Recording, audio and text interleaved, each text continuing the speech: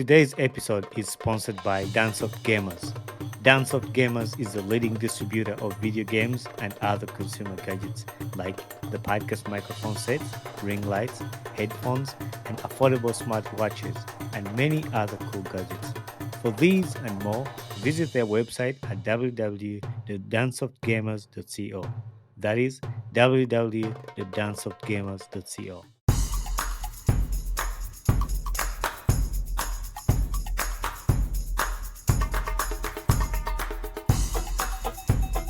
Mujevale, Mujevale, Mujevale. My name is Bani Kibuka, and welcome to another episode of the Ugandan Ball Talk Show. Yes, sir. I can hear you very well. What's going on, bro? From Uganda, right? Yeah, I'm from Uganda. Born and raised in Uganda. That's what's up. When you moved here? 2014. 2014. Uh-huh. That's what's up, bro. How about you? I moved 2018. Okay. Yeah. That's cool. Yeah. One of my buddies, Ryan. Ryan is my boy. We went to same high school. Yeah. So he was That's my cool. good guy. He's a good guy. Yeah, I had him on my podcast because he's actually doing aviation too. And that's how I got Russia, connected. right? Yeah, in Russia. So that's how I got connected to him through a buddy of mine too that I knew in Uganda. I was like, hey, this other guy in Russia, he's doing aviation because he knew I came to America to do aviation as well. So he tells me, hey, this other guy in Russia, he's doing aviation. And then I connected to him. When I had him on the podcast, I usually ask people like who they want to have on the podcast. Yeah. So Ryan hits me up and was like, hey, you need to host this guy. And he sends me your name and link. And then I got hold of you. Ryan is a good guy, bro. I know him since 2014, I think. No, 2013, yeah. Okay. In high school. He was my roommate for some time. He's a nice guy, bro. Yeah. That's for sure. You know what's funny about him? Like, when I was having him on the podcast, I was like, hey, you're telling me all these people that played soccer, but I've not seen you playing any soccer or anything. Soccer, bro. He's one guy that love the game, but he never played it at all, bro. He can't even, I don't know if he can even pass the ball. But he loves the game. Like, he knows everything about the game. He knows all the players. He's that top dog for sure. Really nice. So I like to host people on the podcast and ask them about life, and we just have a conversation. That's why I don't really call it an interview, because I just want to sit out here, talk to the people, and anybody out there listening, they'll pick a thing or two. Yeah. So you're from Uganda, right? Right? We're born and raised from Uganda, bro. What did that you? Nedidangeye, man. Okay. Yeah. Mamba. Yeah. What, so what name? What's your name? Bonnie Chibuka. Chibuka, yeah. That's oh, really? Yeah. So you're my uncle. Nice. So, where in Uganda do you come from? Where were you born? Well, my story is kind of movie because I was born in Masaka. Okay. Yeah. Eddie Kenzo. Yeah, Eddie Kenzo. Then I lost my dad. I was 1 year and a half. Okay. Then I got adopted to Kampala. So I grew up, basically all my life was in Kampala, Mnyonyo. Okay. Nice. Mnyonyo. Yeah. That's where I grew up, but I would go back to Masaka back and forth sometimes to visit my mom and my brothers and my sisters. But yeah, I grew up in Kampala, I would say. I don't know why, but I feel like, and I could be wrong, but I don't think I'm wrong, but I feel like there's a lot of soccer players coming from Masaka. Like there's a lot of guys who play soccer. A lot of successful people too. I would have put it like that. A lot of successful people come from Masaka. That's for sure. That's true. Where you from, bro? So I grew up in Wakiso. So it's like Hoima Road. Yeah, I know that. I know. So Nansana from Nansana. Naluvule, from Uh-huh. Naluvule to Kayunga, from Kayunga to Akisha. I know that. Exactly. So I went to school in Naluvule, actually. I went to primary school in Naluvule. You know how SS, bro? Yeah, I know how. We used to play soccer there. My daddy's school, bro. Oh, really? Yeah. So I went to the primary school at Naluvule, which is next to Howard. Yeah. So school right by the mosque. Uh-huh. That's what's up. Yeah. Bro. So my school was there. The mosque is in the middle, and then Howard. So we didn't have a soccer field, and every time we wanted to play soccer, we'd go to Howard's soccer. Yeah. That's crazy, man. That's my daddy's school, bro. That's my dad, and my mom was the headmistress there. It's our school. Okay. Yeah. That's crazy. Yeah, I grew up in Wakiso, born and raised there. I went to school in Aluvule, and then I went to St. John's. It's like ends of Namusera as you go forward. I don't know. I don't know Namusera. That's what I know the school you will know. I don't know if you will know. It's all the way in Kachiri, Bilali. Bilali, yeah, I know. Yeah, they used to play good soccer.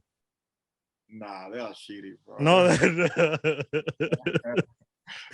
I don't think so your journey, and I know, and for the listeners, if they have not caught up yet, the reason why we're just talking about soccer, and there's a soccer ball in your background. Abubakar is, and I didn't even ask you your name, but like, yeah, Abubakar Kasule, right? Yeah, that's my name, bro. Yeah, so he's a professional soccer player, and today we're just gonna have a conversation, mostly 90% about soccer, because that's what he does, and that's what I want to interview him about. It's a sport we all grew up playing, and we love the sport. It was like the major thing when we were growing up. So when you said you got adopted in Kampala, what school did you go to when you moved to Kampala? Well, I mean, when I moved to Kampala, I was little. I couldn't go to school for like a year and a half. Then I went to Buziga Islamic. You know, it's like down in Gaba Road. Okay. That's where I went for my primary school. Then I went to another school in the middle around P2. I don't know if these people know the primary. But like I went to primary 2. I don't know what is it here. I think like middle school. Yeah, something like that, middle school. I've tried to explain to these people like in my older episodes, so I'm sure they will know. They'll understand, yeah. So P2, then I went to a school in Jinja. They moved me there because they wanted me to be like sheikh to get the crown. I moved to Jinja. There is a school called Bugembe Islamic. Bugembe. Yeah, you ever heard about it? Yeah. Yeah, so I went there for like a year. Then, bro, I missed home. I missed everyone home and back in Kampala. Then they brought me back after a year.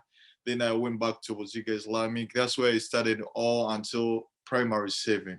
Okay. That's where I finished my primary 7. And then after primary 7, I went to Howard SS. Oh, you went to Howard actually? I went to Howard SS. Like I went to Howard SS, played my first year. I went as what year were you at Howard? That was 2012. Okay. First year in high school. I played there for 1 year. Then I went to school there for 1 year too. Then I got drafted to Kibuli S.S. Yeah, I know Kibuli S.S. Yeah, so that's where I got. So we played Kibuli S.S. in a friendly game, bro. I was in senior 1 and I was the captain of the team. Really? Yeah, that was something cool. Yeah.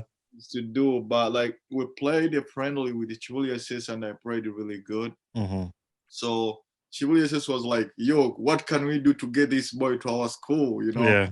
So this school was for my parents. They didn't want me to leave and all that, but they talked to them and they got me to Kibuli S.S. Boom, Kibuli S.S. I played there all my 5 years. Yeah. 2, senior 3, senior 4, senior 5, senior 6. That's where I graduated from, and that's where I got most of my careers going on. As a soccer player, I got I won. I don't know if you know Coca-Cola Championship. Yeah. That's like nationals for the the school nationals. I won 3 trophies of that. My first year, my second year, 2014, I won it. I won it in 2015 and 760. Okay. Yeah, so it was fun. I got called for the national team under 17 and under 20 from the school too. Yeah, I've watched a few of your highlights for the under 20 when you played Zambia. We played a lot of other schools. So did you ever play? What's this one school of the guy who was for FUFA on Entebbe Road? What's the school? St. Mary's. Yeah, St. Mary's, Chitende. Yeah, I was actually about to go there. Like, I actually studied there for like 2 weeks. I just didn't say that. But like, when I was in going to senior too, I don't know, here it will be sophomore year of high school. So me going to sophomore year of high school, so I was really on fire. Like those two schools wanted me, like 3 schools. There is another one called St. Julian. Yeah. St. Julian is down in Wakiso too. So they were like, well, they wanted me, but my parents always been in like that Islamic setup and everything. So they were like, bro, you're not gonna go to St. Mary's or St. Julian, so we're gonna take you to Chivoli. That's how I chose Chivoli. But in that, and I think Chivoli was my favorite school. Yeah. Like I always loved Chivoli growing up because it's that side of the town, so we could watch their games and all that. Yeah. So I liked it. So that's why I chose it. I lived in Chibuli for a while. I didn't go to school there, but one of my buddies lived in Chibuli. So I would go. I was in Form 6 at the time. So I would go to his house and hang out in Chibuli. And there was another school. I don't even remember the name of the school. I don't remember. But yeah, Chibuli was... Kakunguru Memorial. Yeah. I almost went to Kakunguru Memorial. That was the derby all the time we play Kakunguru, bro. Yeah. They want to fight us. They want to do anything if we win. It's funny. I was trying to remember the name, but I knew it was in Chibuli because that guy told me, hey, you want to change schools? Because I really wanted to live in Chibuli because I love the town.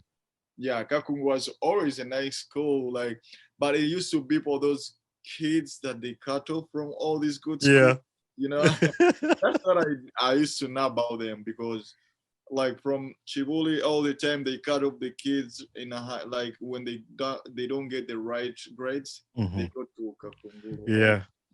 All these guys from these other schools like St. Mary's, whatever, like all those good schools, SMAC, they just end up. Yeah, SMAC. Yeah. So how did you get you've mentioned like you went in the under 17 of the Uganda Cranes and under 20. How was your transition? Like how did they scout you from like high school to start, or were you still in high school when you played in the under 20s? So I was still in high school, bro. So this is one thing, because you know 2 schools in Uganda, Chivuli and Chitende. Those are the in soccer. That's for sure, right? Yes, sir. So my school. So when I was in senior 4, that would be like, I don't know, here in school here. But senior 4, that's when I signed my first professional contract when I was in senior 4 to play for Express FC. Yeah. So I was in there. I used to play as academy growing up. I played for a team called Terranova back in Bunga, Gava Road. So that's where I was playing. Then with time, when I went to Chivuli around senior 4, I started playing for Express, and then I got signed my professional contract at Express. So when I was playing, I was still in school, going to play games out for my club, going to play out. So every time I could come in school for a few days. I was just smart. Like every time I come back, I talk to all these teachers, use them. They help me out with all this homework. They tell me what to do and all that.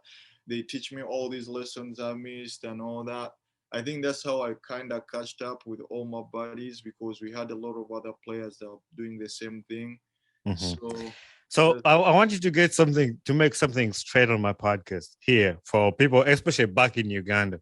Yeah. When we were in school, and everybody in Uganda believes that, especially people who went to Chitende, they're like soccer players, but like it's just you might be straight, like all their marks are ready, they're there, and they just go play soccer, and they just go. That's not right. That's not right, bro. I mean, well, I would say like naturally, like when our bodies get tired, you don't want to do anything else. Right. Same to players. So we always work so hard, and when it comes to school, you don't want to do anything because you're all like so tired.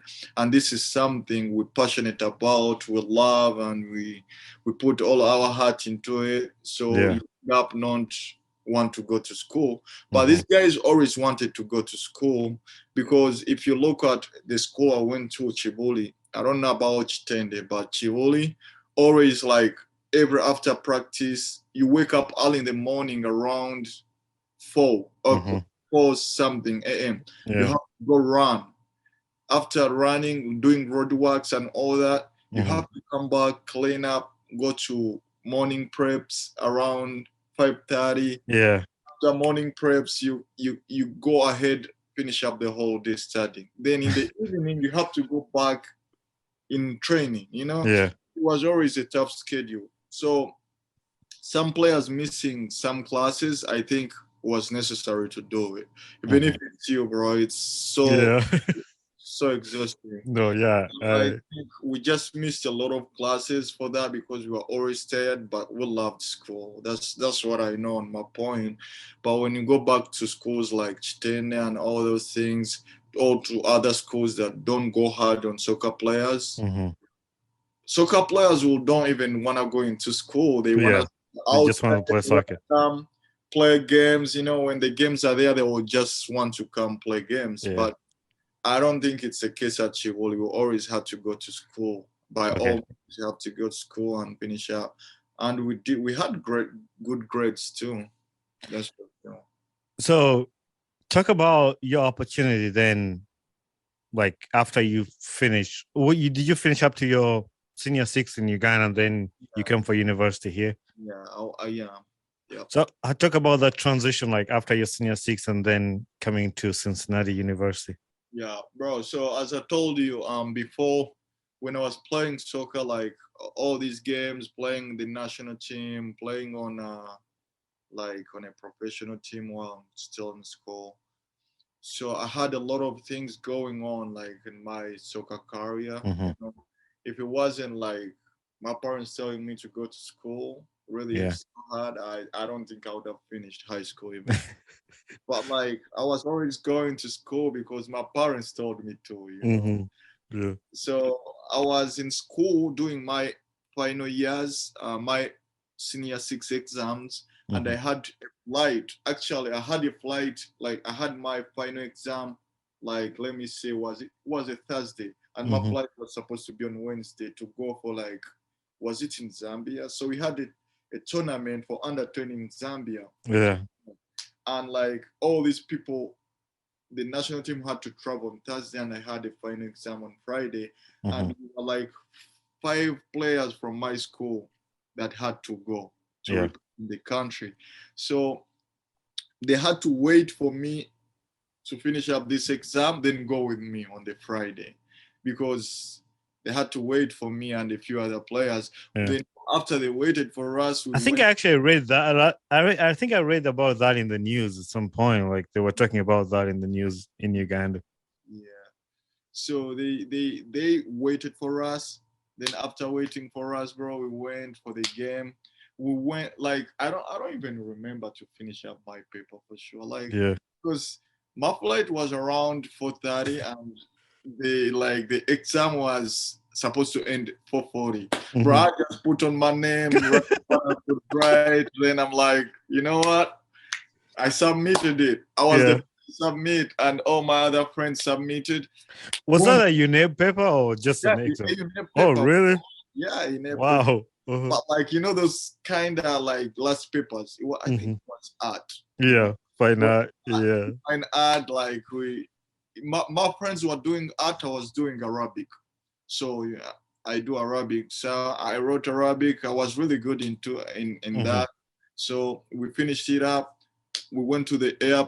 I mean, we didn't even take anything. We just left everything for other guys in school. We're like, bro, take all those things. I don't need anything. School is done, excited.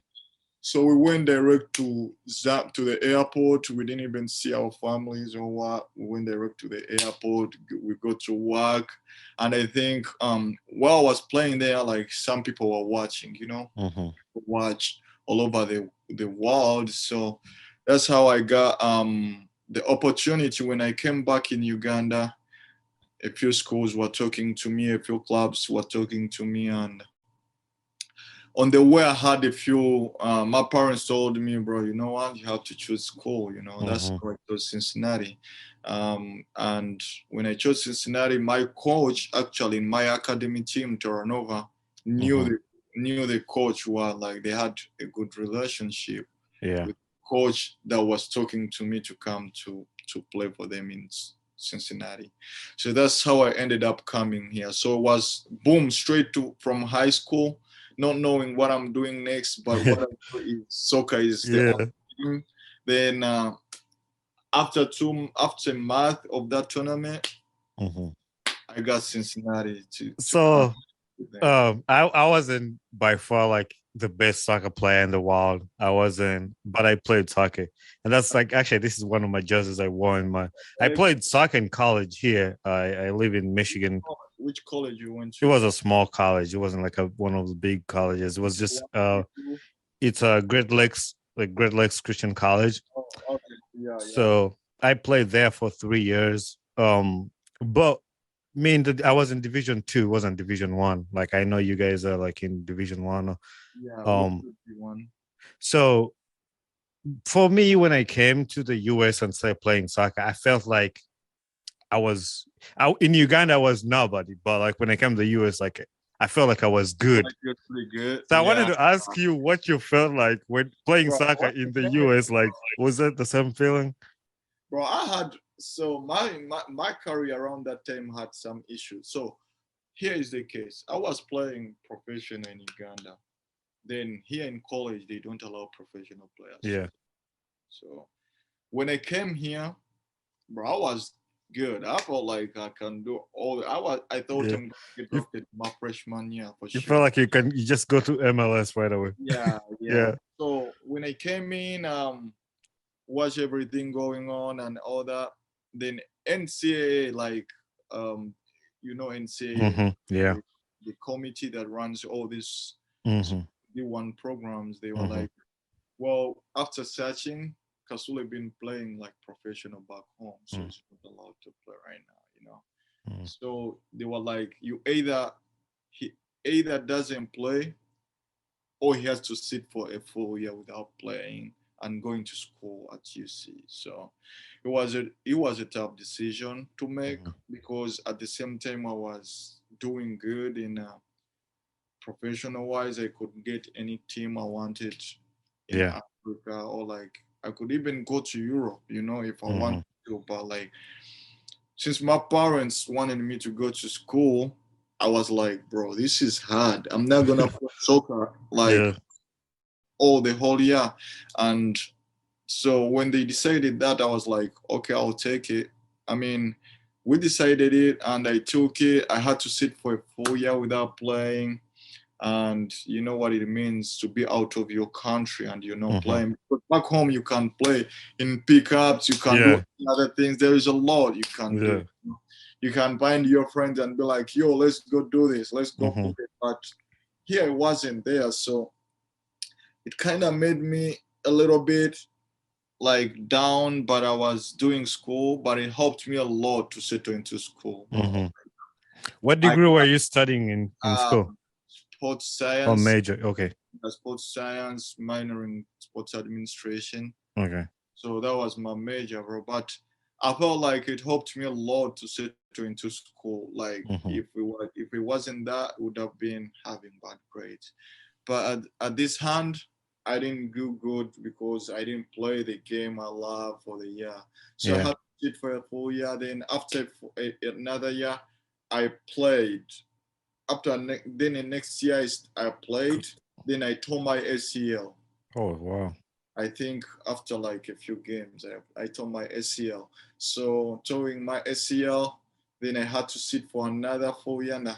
Then Then COVID hit, boom. I was gonna say, yeah, it's around COVID time. COVID hitting, then they stop all these games. Then our program got cut off. They cut our program off, the soccer program. Boom.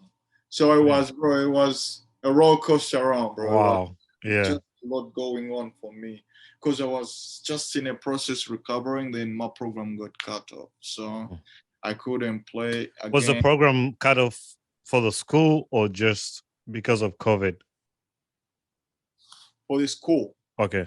They cut off the program for the school because by that time the school was going through a lot bankruptcy. They were losing a lot of financial stuff. Yeah. Financial stuff, like the stability, they weren't financially stable at the moment, and the school was putting a lot of money into soccer, and they weren't like getting a lot from it. Just like American soccer is bringing in money. So they were like, they cut off the soccer program, and I'm like, bro, what am I doing next? But like, they were like, you guys gonna stay with your scholarships, because I had a full ride there.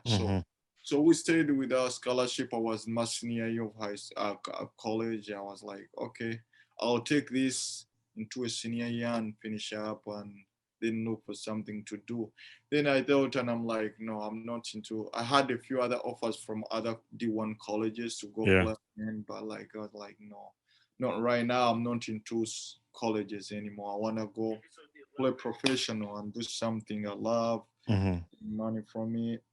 Because right then I was having a baby again, so it's I've seen the picture. I was gonna ask you about that, but I was gonna first go through your soccer journey, and then we'll talk about that. But so what happened with after you were in Cincinnati? Did you ever do anything back in Uganda at all? Because I've seen recently you just signed again with. Oh, yeah, that's how I chose. Like, I'm like, bro, I've been going through a lot. I mean, for a person who's been playing like on a national team set up since under 17 and looking for all the things, having big dreams and all that, I thought I needed to go back on a drawing board. And that's where somewhere I feel comfortable with, somewhere I feel like, so I decided to take a step back, where to go back home, feel okay, because I had taken 4 years without seeing my family, my friends, and all that. So I was like, you know what? I gotta go back home, build up again. I know I can do it because I think I'm good. I'm a good player, and I'm good. I'll do it again and go to bigger clubs. So I wanted to go back, stay with my family, to bring back my mental fitness, I would say, and play the game I love, because I'll get the playing time if I work for it back home and enjoy my time, and then get the rhythm back. Then I'll get from there to go back where I want to go. So I signed a professional contract back home for Express FC, which is like among the top clubs in Uganda. Yeah, isn't that like in the Premier? How they call it? Uganda Premier League. Yeah, I think it's the oldest club in Uganda. Yeah, that's pretty good though. That's pretty good to still do that. It's has some great history. I was there before. That's where I played. So I was like, you know what? Let me go back home. Because I played there before I came here, and I'm like, since I need time to recover and do everything, I wasn't playing for like 3 years, not getting enough time, having all these issues. I need to go back on the drawing board, and all these coaches wanted me. They were like, come back home. We're gonna get to work and we'll get you there. So does that mean you're gonna move back to Uganda for some time and while you're building a career? I'm already back in Uganda. So I've been in Uganda for the last 4 months. I just came back in the States to finish up a few things. Family wise, my wife's brother has a wedding. And I also had I also tore my muscle, so I was recovering in the process of like, I'm not playing right now, I'm recovering. So let me just go be part of the wedding as I do the recovery. At my other school, you see, I go there for my recovery and do everything. Then after that, I'll go back. But I've been in Uganda for 4 months. I'm just here for a few weeks. Then I'll go back to Uganda to play. That's amazing, bro. That's really amazing. I'm happy for you. But I was gonna ask you a question, Al. You're like, did you ever? I mean, you were in the drawing board, and I know you already looked at all these things and made a decision about what you think is good for you.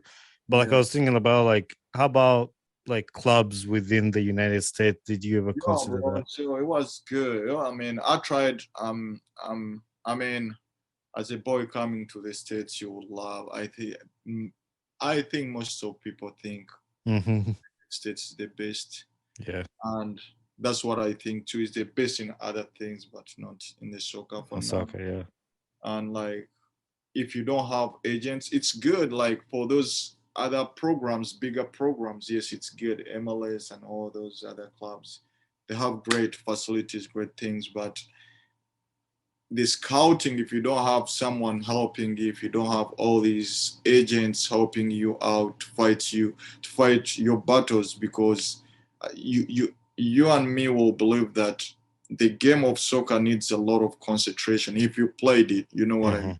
Yeah. You need a lot of concentration. You need to better yourself. You need to go to the gym. You need to work on yourself. You need to do everything to look sharp. You know what I mean? Yeah. To be able to look sharp. So you can't do all the things. Do this, do this, do this. So if you have someone helping you out in America, you will be perfect. You will do it perfectly. So I tried to play for a few clubs. I went to Kansas City. Okay. That's when I just recovered from my ACL. I played with Kansas. That was COVID time. I went to Kansas City to play. Then they closed because COVID hit so much, and they hit. So all the contacts, the coaches didn't come back and everything. So, and at the same time as a player, I was like, you know what? I'm that guy who makes decisions that if it's what, I'm gonna go take all the consequences and go out as a winner. So I was like, you know what? Right now, I'm gonna go back to my country. I don't need any club in the States right now. Yeah. But I know I will need them back later. For Yeah. now, I don't need it. I need to work on myself, get better. Then I'll be back in the States, play in whatever club I want. I know I'll play there. Yeah, but I followed a few Ugandans who have played in MLS, and I know most of these guys are your friend because I've seen your friend with Kiza Mustafa. Yeah, because I remember when he was in Montreal. Since we were young, he's my boy. Yeah, we were playing in two different teams all the time. Yeah, growing up, I was playing in a team in the Tranova in Bunga. He was playing in Kibuli. Yeah, was it Maidel in Kibuli, something like that? So we always played each other growing up, but we were good friends at the same time. Yeah, I was in Kibuli, he was at Kakungulu, the two rivals. So we always played. So it's been like that. I was in Express, he was in KCCA. So it's been like that. But we are friends, we're great friends. Yeah. I'm going to be biased here a little bit because I know at the end of the podcast, I usually ask people, who do you want to see on the podcast next? But I really want to talk to Kiza about his experience at Montreal. So if you can get Kiza for me on the podcast. I'll get him here. I'll get you the contacts and you guys can keep him. Yeah. That would be amazing. So you mentioned a little bit about your daughter, and so do you have are you moving with your family back in Uganda? Yeah, we moved back to Uganda with my family. We got a house down there. We stay there with my family. We came back with them here. But yeah, I live with them in Uganda. That's pretty cool. Yeah, my wife too. I don't know if you've seen on my Instagram because I added you recently, but my wife too is from actually she's from Michigan here. We met in the college when I was playing soccer. So we lived here. I've lived in Michigan for over like 5 years now, more like that. And like, we were talking offsite about like what I do. So that's the job I do here and stuff. And we also have a baby on the way. So we don't know yet if it's a girl or boy. So yeah. So that's amazing. It's a great feeling. Yeah. So how has that experience been with you and your daughter and all the process? Yeah, bro. So it's been great. I'm not gonna lie. This is the girl, like, I never thought I would get married because growing up as a kid, you know, our African stuff, Yeah. your parents be like, when you're leaving, please don't marry any American girl. Yeah. You know what I mean? You know, Yeah. so it's, and I don't blame them because Yeah. their mindset is the African way, because they think the girls down there are the most, like, they understand everything more than, you know, they are like disciplined, I would say. Yeah. So like, boom, this boy from Uganda comes to the States without any idea of getting love in. So I'm in school. We start college. My sophomore year, my second year of college. I met this girl. We were in the same class, bro. We had one class together, bro. You know that transition from Uganda. You don't. It's kind of hard because even Yeah. using laptops, it's so hard. These people be doing all these things so fast, bro. You're still African, you know, like Yeah. real African who don't use all these things, because you know the way we study, we don't use these things. So I have this homework I have to do, and they put us groups. They teach, like the professor put up different groups, and she was in my group. So we exchanged Snapchat. No, it wasn't that. We didn't exchange any contacts, but we the homework, when they give you homework, you use emails, you know. Yeah. So Yeah. we're using emails. Which we she was the head of the group. We studied that thing. We finished up the homework and everything. So she helped me a lot. I'm not gonna lie, she helped me. You know, I'm like, okay, thank you, bro. So we started talking, seeing her at the campus. Hey, what's up? But she used to play soccer too, you know. Okay. So we started talking. So I think the summer of my sophomore year, the summer around there. Then I mean, we were like, she gave me my. I was like, hey, can I get? She was working on a map. You know, somehow you can't go anywhere, bro. Yeah. If you don't have family, like you're from Uganda.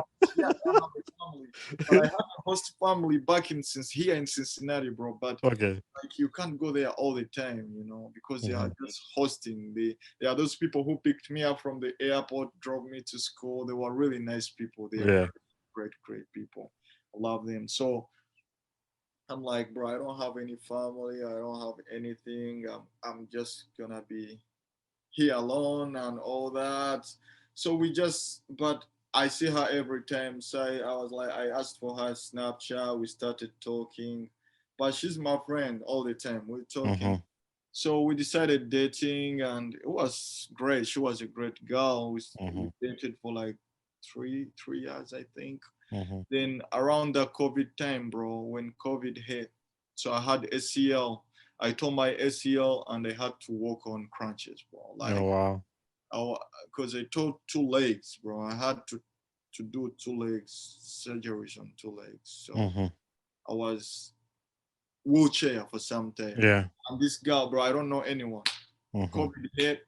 Our doctors, all the doctors and the medicine guys that help us recover, they are not there a lot. So you know, around the time when everything was so rough. So, yeah, it was really rough. like, bro, I mean, I can't leave you. Everyone is going back home, but I'm not gonna leave you. I'm gonna stay here with you. You know. She helps me, push me in a wheelchair. She gave me all these crunches. She be bringing me food. Bro, she took care of me like my mom, bro. Yeah. Well, I really like, that's when we decided, like after some time, I recovered, I finished everything. I started feeling good. We go to all these good vacations. Her family is nice and all that. So we decided to get married, and we got married. It still was COVID. After like that second round of COVID, you know, like, we didn't have anyone in our wedding, so it was only two of us. But we're trying to make a bigger one in the future with all parents back. So, nice. But we did that. It was fun. We enjoyed it. We was just a promise between two of us, because no one was there. They couldn't allow anyone else except the judge that was there to make us our wedding. Then we finished it, bro, and we got married, and we're doing great. We got our baby after a year. Yeah. So we're doing fantastic, bro. That's great. Today's episode is sponsored by Dancesoft Gamers. Dancesoft Gamers is the leading distributor of video games and other consumer gadgets like the podcast microphone sets, ring lights, headphones, and affordable smartwatches, and many other cool gadgets. For these and more, visit their website at www.dancesoftgamers.co. That is www.dancesoftgamers.co. Yeah, so I was listening to your story, your journey with your wife, and it's amazing. It's out, like it's like 90% the same as like my story, like you just said it, because and most people and you and I can relate because you go through the same thing. Like you were talking about, like Thanksgiving happens or like those holidays, people are going out to do stuff when you don't have any families Just and staying in a dorm, bro, alone, and you just think of home, you miss home and all yeah. that. At Well, one time, when I first came to America, I went to Alabama. Actually, I did. So I went to Alabama. I was there for 1 year, and I was in a college, and I didn't know nobody, and I just hated everything. You know, like you were saying earlier, when we were in Uganda, we're like, oh, I want to go to the United States. That's my dream. I want to go there. I mean, it depends on, like you said, it depends on the dream you want to get out of there. yeah. But at one point, I was like, you know what? I want to go back to Uganda. Like, I want to go back to Uganda. Bro, my first 3 weeks, I was like, bro, I called my mom. I'm like, do you have any money on you to book me a ticket, please? Yeah. Because my mom didn't have anything. Like on my journey here, like even like people like collected money for me. Like a lot of people collected money. Yeah. She actually gave me $20 and she thought she gave me a lot. Bro, I was like, I used that $20 on the airport. I stayed in the airport for the fucking 6 days, bro. Not doing anything.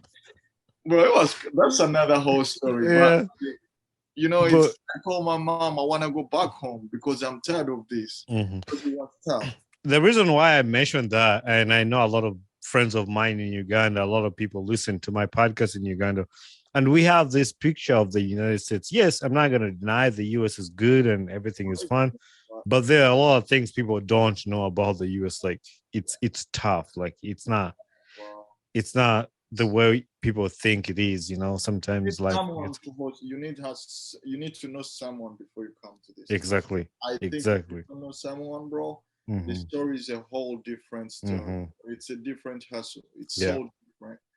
Because if you know someone, like those small things, you know, it's so easy. You know, I'm Thanksgiving, I'll go get. And there is a lot of holidays here. Yeah. All these holidays, like people have like Halloween, a lot of different. Yeah, and like they the way they celebrate their holidays, like they gather, you know, not like in Uganda, something will happen and you just don't even hear about it. They don't do the same thing, but here, I think here to come here, you need to know someone that is gonna be there for you. If not, it's so hard. It's tough. Sure. So you mentioned your wife played soccer and you played soccer. Are you gonna try to make your daughter play soccer too? Yeah, I mean, honestly, I would love to, but at the end of the day, it's her decision. It's her decision, yeah. We are different people. However much my daughter, she's different as a person, has her own name. So whatever she decides, I'll be there to support as a dad. That's all I think I can. That's the same way I'm at with having baby on the way. I don't know yet if it's a boy or a girl, but I would say like I would love to if they played soccer because I love soccer with all my heart. And do you ever watch like Premier League and are you into those sports? I watch Premier League, but I don't support it. You know what's funny? I was here thinking when I was gonna have a conversation with you, like, oh, I might ask him what's his favorite Premier League. But what's funny is most professional players actually don't have like teams like us who are not professional. Like, you know, we're dying with Arsenal because I'm a big Arsenal fan. But like you guys are like, I watch soccer, but I don't really. I love the Arsenal. My brothers used to support Arsenal a lot, but growing up, like I just didn't like soccer. I just want to watch it, but I don't go with all the stress behind it. So I don't want to keep you here for so long, but I have a few last questions that I want to ask you. What has been a life lesson you've learned in life so far? I know you've talked a lot about a lot of things you've gone through. And what did you come up with, like a life lesson you've learned that you can share with us today? Wow, bro. I think the biggest lesson I've learned is whatever comes in life and whatever you do in life, you gotta stay focused to what the dream is. Mm-hmm. However, obstacles, whatever comes in your way, whatever comes up to you, you gotta stay consistent and know what you really want in the world. Because at the end of the day, what you want is what gonna make sense, bro. Exactly. That's all I think, bro. Once you stay consistent in what you want and you know your dream, you go for it. And once you make it, I think it's gonna be worth it. That's all I think. With all these stories we've had, like from Africa, you never knew you can come in the States and do all these things you've done, and you never know. Mm-hmm. Well, but someone watching behind doesn't know what you went through Mm-hmm. all that thing, bro. Mm-hmm. But if for you, once you know the goal, you're gonna make it. That's Yeah. for sure. That's one of the reasons why I like to ask people this question, to just listen to what they say, because what you just said there is the same thing I tell the people. Like, yeah, people might see my pictures on Instagram and like what I post about, like being with private jets or working on private jets. They see like a good life, they see, oh, this guy made it, but they don't know what's behind what to get there. Like it's not easy, and they need to know that. And that's why I share stories like these. I bring your stories here. People will see you playing soccer, posting all your pictures of, oh, this guy was in Cincinnati, like he has a good life. But when they sit down to listen to you, tell them I tore my ACL, I tore my muscle, there was COVID, there was all these things happening, they won't know that. They won't know that, and they for sure they like, if you were to ask a few people to go through it, it's gonna be a few of them. Like, so I think by all means you gotta stay focused and know what your dream is and go for it. And all the circumstances that come your way, you fight them. You stay to the same line to make it to your dream. Do you watch NBA or do you watch basketball? Yes, I do watch basketball, but you don't have a team either. have a team. Do you watch the Golden State Warriors? Yeah, I like Stephen Curry. We've been when we were talking, my minds were running like 180 miles an hour. Like, your voice sounds familiar. Your voice sounds familiar. Like, you talk like somebody I know. But if you listen to Kuminga, he's on the Warriors. He's from Cameroon. No, he's from Ghana, I think. Jonathan Kuminga. His interviews, he talks just like you. He's like, really? Yeah. I'm gonna check. Yeah, check him out. Check him out, like Jonathan Kuminga, and like post game interviews or any interviews on YouTube. Yeah, Kuminga, Kumig. Yeah. Yeah, bro. So I mean, yeah, for sure. Like, but the other question I want to ask you is, what gets you excited about life?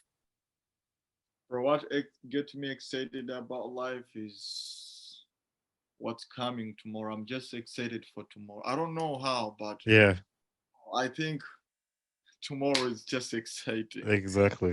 I'm just that guy who is excited for tomorrow. Even if I haven't put down what I have to do in tomorrow, but I'm excited for tomorrow. I know something big gonna come tomorrow. Yeah.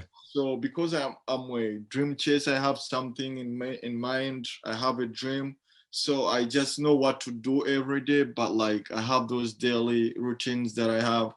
But like, I'm just excited for the next day. And another thing that excites me the most is my background, bro. Yeah. You think about how I was, bro, and how I grew up, and all my lifestyle. You're always like the smallest dog and around the house. Like, it's been like survival for the fittest. Yeah. Growing up all these streets in Kampala, that's exciting. It excites me, and I'm like, I'm not like this, which means I can be much better than I imagined to be. So. Wow, bro.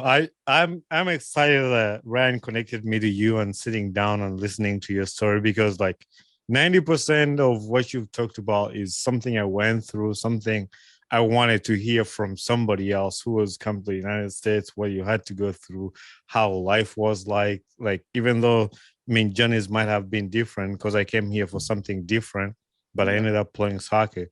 But like listening to what you went through, and also people who are back in Uganda who want to come to the United States for different reasons. Like you came for soccer, I came for aviation, and we both did what we want to do. And there are a lot of people who want, oh, we just want to come to the United States. But them listening to you, you listening to what you went through, what I went through, kind of, and that's why I like this podcast. Like, hey, here, listen to this. If you think you can handle it, go for it. For sure, bro. At the end of the day, I think it's the same. It has to be the same story, because if you were in school and I was in school, the same story. Yeah. It's a different thing that we were playing soccer and all that, traveling. Yeah, bro. So I have a question for you. How did you get up here? That's a good question. Huh? Yeah, I tell people like this is something you can do. Like take me as an example, and like what you were talking about. I know I have a whole episode I did earlier in the beginning about my journey in the US because I wanted people to relate to me. Why I even started a podcast? So I go in details of everything I went through. But like even coming to the US wasn't the end of it, and that's why I was telling you. Like people think, hey, once I get to the US, ngamaze, like I'll be done. No. But it now, journey that then another journey just started. Because I don't know anybody who has ever got a wrong visa coming to the United States besides me. What? I don't know anybody who has ever got a wrong visa to come to the United States besides me. Like, I went to the embassy to get an F1 visa to be a student. And they gave me a M1 visa. What's that, bro? So that is like a vocational thing, like when you go to vocational school. But I was going to a college to do, I mean, a degree, aeronautical engineering, like degree. Yeah. But so I came to the United States and the school tells me, like, hey, bro, you got a wrong visa. We can't let you in our school. And I was really in the States. So they were like, you either go back to Uganda and get a new visa, or you go to the USCIS here in the States and fix your visa or something. Yeah, without going back to Uganda. So, and I didn't know anything. It was my first time in the United States. I don't know visas. I don't know nothing. I'm just a kid from Wakiso who has come to the United States to achieve the dream. Yeah. So I go on Google and I ask Google, what do you do with the wrong visa? So Google brings all these lists, and it was like Homeland Security, border control, and all that stuff. So I click on all those links and I'm like, border control. So I went to the border control and I was like, no, we don't work on visas. We just work on securing the borders and stuff. And I went to USCIS and they were like, are you crazy right now? Because we don't see anything wrong with your visa. This is a visa. Yeah. And my accent at that time was like a Ugandan accent, that strong Ugandan accent. I was like, they couldn't understand what you're talking about. Yeah, so they were like, probably this kid doesn't know what he's talking about. So they go, you need to go. No, you have the right visa. Go back. So they sent me 3 times, and the school kept saying, no, you have the wrong visa. I'm like, no, I don't have the right visa. So I asked the school to write a letter that proves I have a wrong visa. So I sent the letter to the USCIS. I was like, oh yeah, you need an F1 visa. So they took a whole year to like for me. And the school in Florida was telling me you need to be in school within 9 days because it was like around August. If not, you're going back. If not, you're going back to Uganda. We're revoking your visa. So, but they gave me an option that if you get another school to take you, then we can release you to go to a different school. So that's how I ended up in Alabama earlier when I was telling you I went to Alabama. So I went to Alabama to a community college in there. So I wasn't even doing aviation. I was just doing the regular classes. I just wanted to stay in status. So, but when I was in Alabama for 1 year, then I'd met a lot of people in different places now. One of the things I did, and one of the things I tell people all the time is like building connection. Like you meet somebody, keep that connection. It's going to take you somewhere. Very important. Bro. So a guy calls me after 1 year. He's like, hey, there's a school in Michigan that trains people to fly airplanes and work on airplanes. Do you want to come for that, or you change your mind? I was like, dude, I want to go any day, anytime. Like if there's an opportunity, I want to go right now. Yeah. So I took a bus. I don't know if you've ever been on those Greyhound buses. No.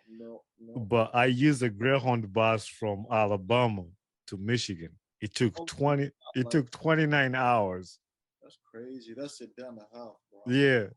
But I was like, you know what? This is a dream that brought me to the US. I need to go. So I packed my backpack. I had 10 clothes in the backpack and like a blanket.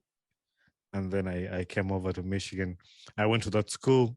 I did my school. Michigan? Huh? I didn't know nobody in Michigan. I didn't even know Michigan was a state in the first place. It's crazy. Bro. I didn't know there was a state called Michigan. I just came out here. And then I started a new life here. But I met a lot of people that helped me. Yeah. People were nice. And that's one thing I was going to tell you earlier when you're talking about there's a lot of nice people in America. Like, I mean, there's still bad people. There's still a lot of nice people in America. I can't say anything bad about America. I think it's a great country. It's a lot of nice people. So me, when I was coming, I think I stayed at the airport for a lot of days because like I came in a winter time where like my flights got canceled all the time, bro. And this lady, she was supposed to be my host family. I sent emails to certain communities. Lady came out to be my host family.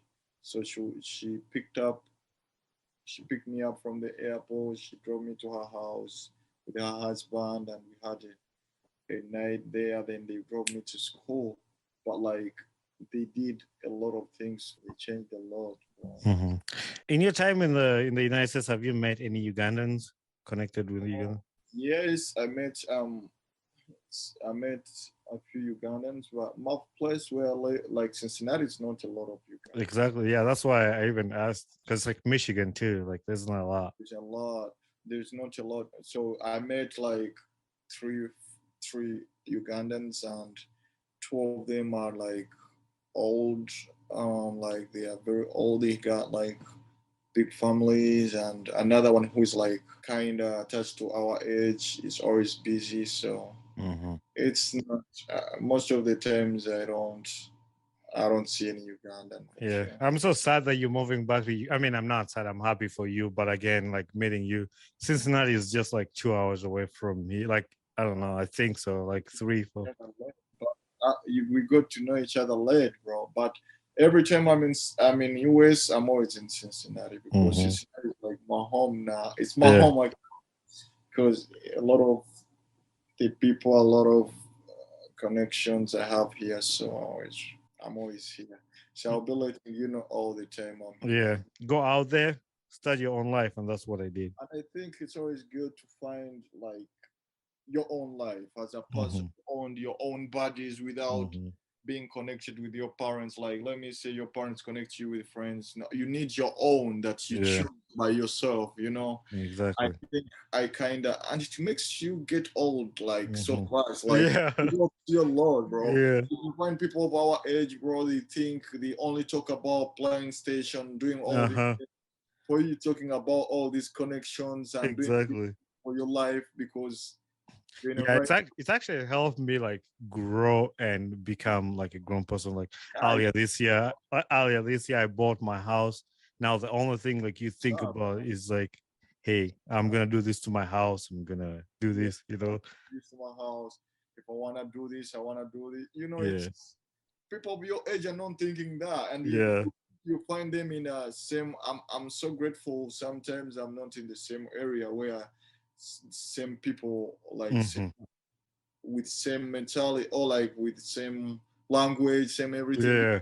You're gonna think like the other people, and like you're gonna be like, well, let me take my time. But when you're alone, you think much about yourself and how you can grow, and you just expand. Boom! When you go I'm so happy you have the same mindset like me. Like, that's how I think too. You go back to these people of your same age, you're like 100 meters away from Yeah. them.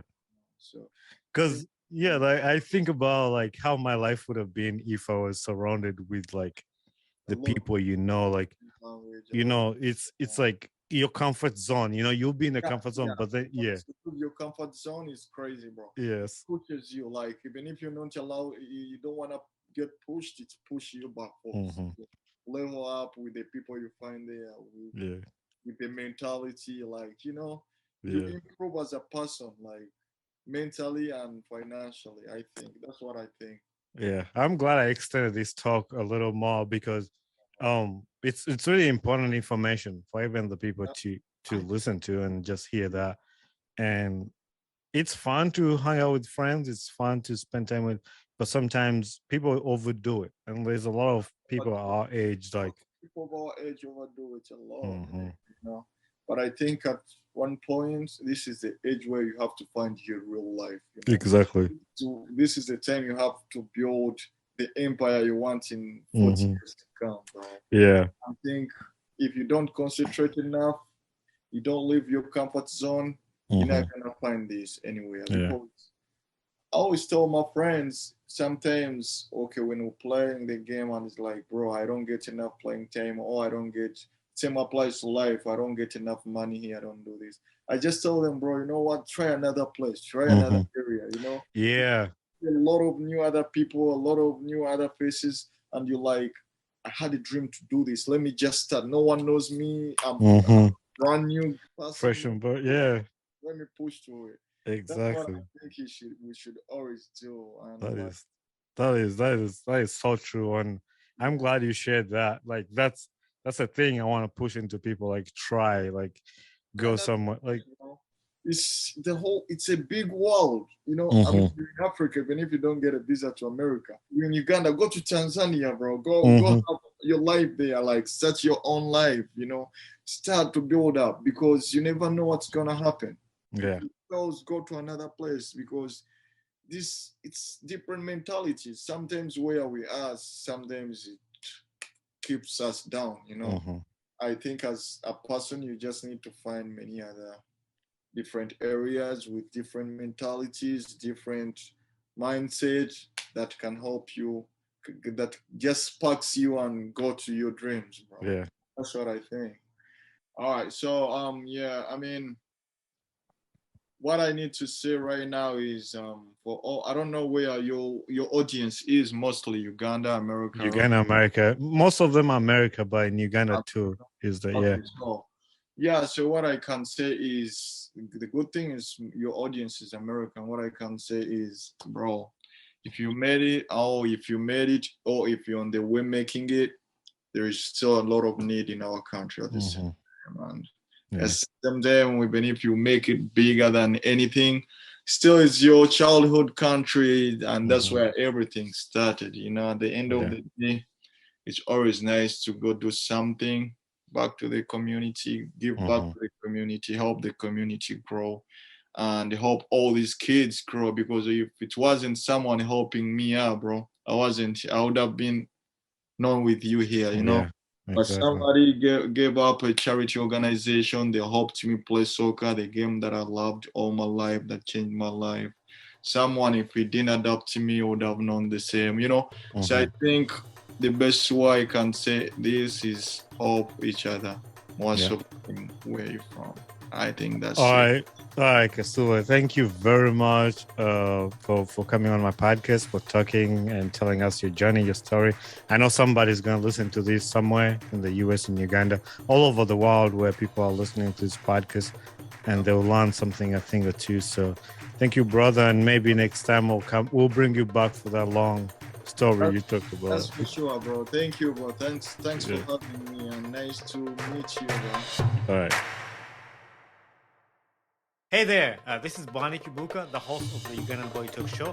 Thanks for watching and listening to my podcast. If you enjoyed this episode, make sure you share it with a friend and recommend somebody to this podcast. Don't forget to leave a feedback on this podcast because that's how we grow. And also don't forget to share, like, subscribe, and comment. Join us on our social media platforms on Instagram, Twitter, Facebook, and YouTube. So we would love to hear from you. Thank you very much and be blessed.